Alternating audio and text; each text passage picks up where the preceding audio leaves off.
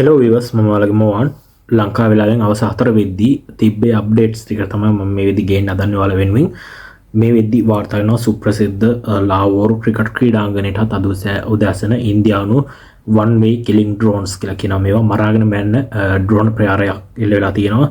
ඉතින් තරමක් ආන වෙලා තියෙනවා කියලා කියනවා. නමුත් ලාහෝර් ක්‍රීඩාංගණයට ආන වුණාද එහෙම නැත්නම් ගොඩනැගිලි වලට ආන වුණාද කියලා තවමත් හරියට තොරතුරු නැහැ. පාකිස්තානයට ඩ්‍රෝන් ප්‍රහාර මේ වෙද්දී අඛණ්ඩව එල්ලෙමින් පවතිනවා සහ මීට පැය දෙකකට පෙර පාකිස්තාන රාජ්‍ය නිල වශයෙන් තාවුරු කළා. පාකිස්තාන නමුදාව උපුටා දක්වමින් killing drones 25කට වැඩි සංඛ්‍යාවක් අලුයම සිට විනාශ කරා කියලා.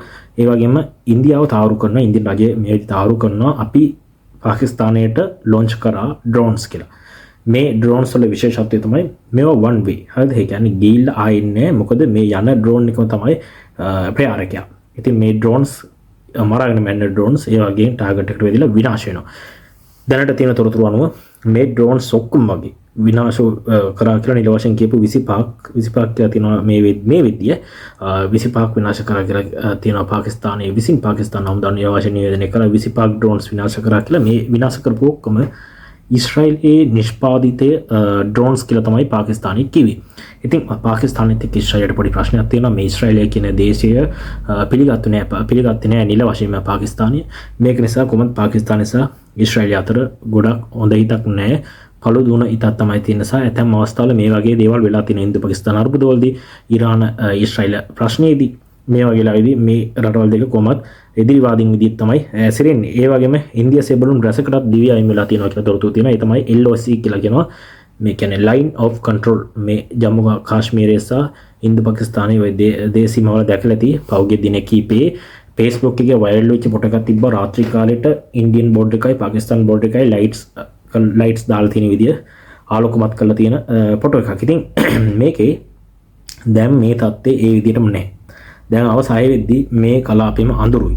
අද ඒකට හේතු තමයි රටවල් දෙකෙන් ස්ථාන අඳුර ගන්න බැරි වෙන්න අඳුරු කරලා තියෙන්නේ. ඉතින් ඒතර වලට හිතා ගන්න පුළුවන් මොන වගේ තත්ත්වයක්ද තියෙන්නේ කියලා LOC එකේ අරිය. LOC එකේ ඒ පැත්තේ.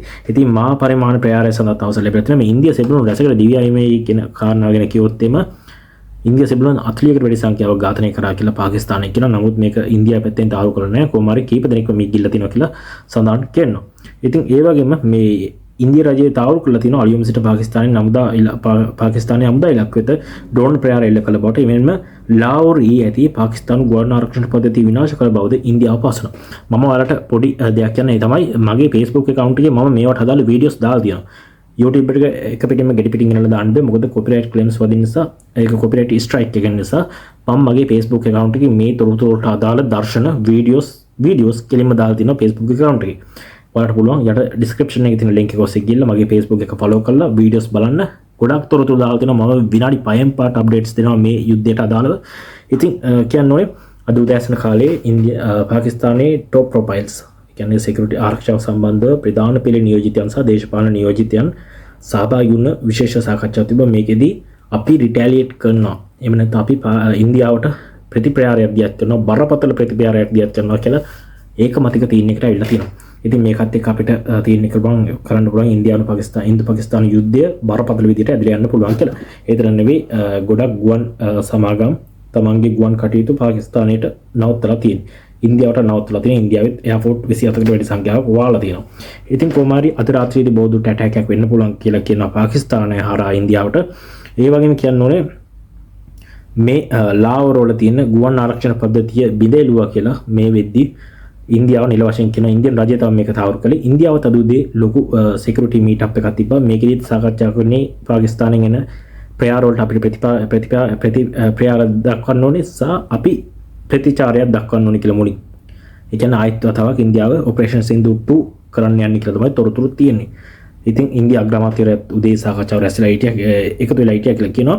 ඒ වගේම කියන්න ඕනේ මේ වෙද්දී තවමත් පාකිස්තානයේ ඉස්ලාමාබාද් කරච්චි ලාහෝර් කියන නගරවල ඩ්‍රෝන්ස් වෙනුවෙන් ඒ කියන්නේ ඩ්‍රෝන්ස් හරි මොනවා ඇටැක්ස් වෙනවා කියලා හිතාගෙන ඔවුන් සයිරන් නාදයන් දිගටම කරමින් ඉන්නවා පැය 4කට ආසන්න කාලයක් තිස්සේ.